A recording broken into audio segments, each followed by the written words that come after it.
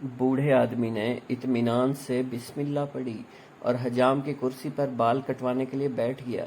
बूढ़े के चेहरे पर मौजूद नरम मुस्कुराहट से हजाम को बातचीत का हौसला हुआ। हजाम ने कहा, दुनिया में बहुत से मज़ाहिब खुदा को मानते हैं, लेकिन मैं खुदा के वजूद को नहीं मानता। मुसलमान बूढ़े ने पूछा, क्यों नहीं मानते? हजाम ने कहा, दुनिया में बहुत परेशानियां, मुसीबतें, बदहाली, अफरा तफरी है। अगर खुदा का वजूद होता तो ये सब मुसीबतें और परेशानियां मौजूद ही ना होती। बूढ़े ने मुस्कुराते हुए कहा, मैं भी इस दुनिया में हजाम के वजूद को नहीं मानता। हजाम ने परेशान होकर पूछा, क्या मतलब? मैं आपकी बात नहीं समझा।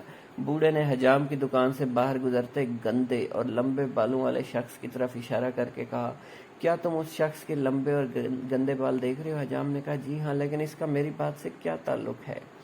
बूढ़े ने नरम लहजे में कहा, अगर हजाम होते तो लंबे और गंदे बालों वाले लोग भी ना होते। हजाम ने कहा, हम मौजूद हैं, लेकिन ऐसे लोग हमारे पास नहीं आते। बूढ़े ने मुस्कुराते हुए कहा, बिल्कुल, खुदा मौजूद है, लेकिन लोग हिदायत के लिए खुदा की तरफ रजू नहीं करते, इसलिए दुनिया में बहुत से मसाइल और परेशानियां हैं। व्यूअर्स, आपको ये स्टोरी अच्छी लगी हो तो मेरे चैनल टी लीफ सिनेमा को सब्सक्राइब करना मत भूलिएगा।